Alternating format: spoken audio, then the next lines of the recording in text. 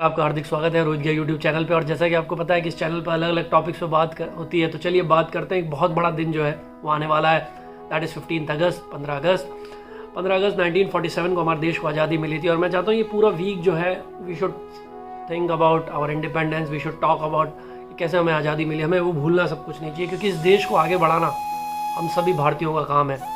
देखिए, मुझे आज़ादी पे जो 3 सबसे बड़े स्तंभ या मुझे याद आते हैं, जो 3 ह्यूमन कैरेक्टर जो मुझे याद आते हैं, जिनसे मुझे काफ़ी इंस्पिरेशन मिलती है और देश के सभी 130 करोड़ भारतीयों को इंस्पिरेशन मिलती है। वो सबसे पहले भगत सिंह, 23 साल की उम्र में, मतलब कितना कुछ कर गए। इतनी सी उम्र में उन्होंने देश के लिए इतना कुछ कर दिया, देश के लिए इतना कुछ सेक्रीफाइस कर दिया।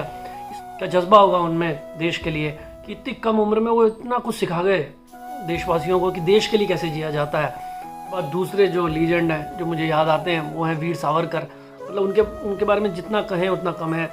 उनकी इंटेलेक्चुअल कैपेबिलिटी, जो उन्होंने लिखा और जो उन्होंने अपना जीवन जिया इस देश के लिए, मतलब उन्होंने अपना अधिकांश जीवन जेल में बिता दिया, लेकिन उनकी आप जो लिखी हुई चीज़ें पढ़ें और जो वो देश के बारे में विचार रखते थे और देश उसको फॉलो भी कर रहा है, वो विचार कितने प्रोग्रेसिव थे, कितने उसमें गहराई थी, आप ये देख सकते हैं। So Veer Savarkar, one of the inspirational figure for India. Third मुझे जो याद आते हैं दैट इज़ सुभाष चंद्र बोस, मतलब the most intellectual person in that generation for India. मुझे लगता है फाउंडिंग फादर्स ऑफ इंडिया में सुभाष चंद्र बोस होने चाहिए।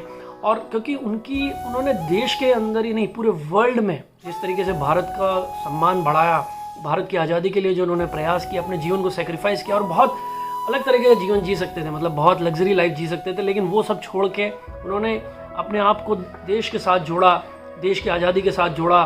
देश के लिए प्रैक्टिकल आज़ाद हिंद फौज, मैं मानता हूँ बहुत बड़ा कंट्रीब्यूशन है इंडियन इंडिपेंडेंस में उनका। तो ये सब और भी बहुत सारे क्रांतिकारी, बहुत सारे ऐसे नेशनल फिगर्स हुए जिन्होंने इस देश के लिए बहुत कुछ किया। मेरा उन सभी को बहुत बहुत नमन है दिल से, और उनके जीवन से कुछ ना कुछ सीखने का प्रयास हम सभी भारतीयों को करना चाहिए, क्योंकि देश के लिए प्रति जो प्यार है वो किसी न किसी एक्शन में जो है वो होना चाहिए, क्योंकि देश आगे बढ़ेगा, हमारी आने वाली जनरेशन जो है सम्मान से जिस हमारे देश को याद रखेगी, और हम अपना जीवन अगर इस देश के लिए लगाएंगे तो I think we can do a lot for this country.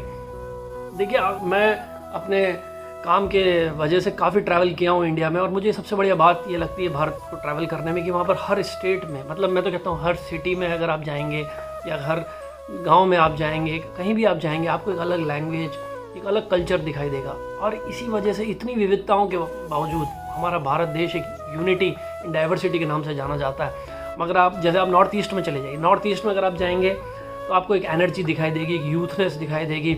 वहाँ पे जो वुमेन एम्पावरमेंट को लेकर जो बहुत बड़ा काम हुआ है वो दिखाई देगा। उसके बाद अब नॉर्थ ईस्ट जिस तरीके से कनेक्टिविटी बढ़ी है इंडिया से, आप देखिए ओलंपिक या आप कॉमनवेल्थ देख लीजिए, वहाँ से इतने मेडल्स आ रहे हैं। वहाँ का यूथ बहुत कुछ करना चाहता है, स्पोर्ट्स के फील्ड में नहीं, सभी फील्ड्स में। और अब अपॉर्चुनिटीज़ मिल रही हैं तो they are showing their capability and talent. If you go to south you will find lot of technology, lot of startups, और मोस्टली स्टार्टअप्स का हब जो है वो साउथ में है। So that is their intellectual capability and culture, जो culture के साथ वो एसोसिएटेड है। So if you go in south you will find that बहुत बड़ा कंट्रीब्यूशन है। If you go in waste, आप गुजरात जाइए, महाराष्ट्र जाइए, एंटरप्रेन्योरशिप को लेकर बहुत ज़्यादा जो है स्मॉल स्केल इंडस्ट्रीज़, अरे अपने दम पर कुछ करना है, मतलब एक तरीके से आप ये देखो बिजनेस डेवलप करने में उनका कोई जवाब नहीं है। एंड दे आर आप देखिए दोनों स्टेट्स ने बहुत बड़े बड़े बिजनेसमैन इस देश को दिए, तो ये आप एक देख सकते हैं। इसके बाद आप नॉर्थ में आएंगे तो नॉर्थ में you will find sports, agriculture, मतलब अगर आप देखें, आप हरियाणा में मेडल्स जिस तरीके से ओलंपिक में हरियाणा से निकल के आते हैं या किसी भी स्पोर्ट्स में से, Neeraj Chopra one of the sensational right now has come from north. तो ये एक सारा जो एक कॉम्बिनेशन मिलता है, मुझे लगता है कि 2030, 40, 50 belongs to India. And I am not saying this because of the passion for India, no, because I am Indian, मैं कह सकता हूँ नहीं, मुझे दिखता है साफ, वो एनर्जी दिखाई देती है वो। क्योंकि अगर आप ये देखें 17th सेंचुरी या 18th सेंचुरी या उससे पहले भी देखें इतिहास में, we are major contributor in the world GDP।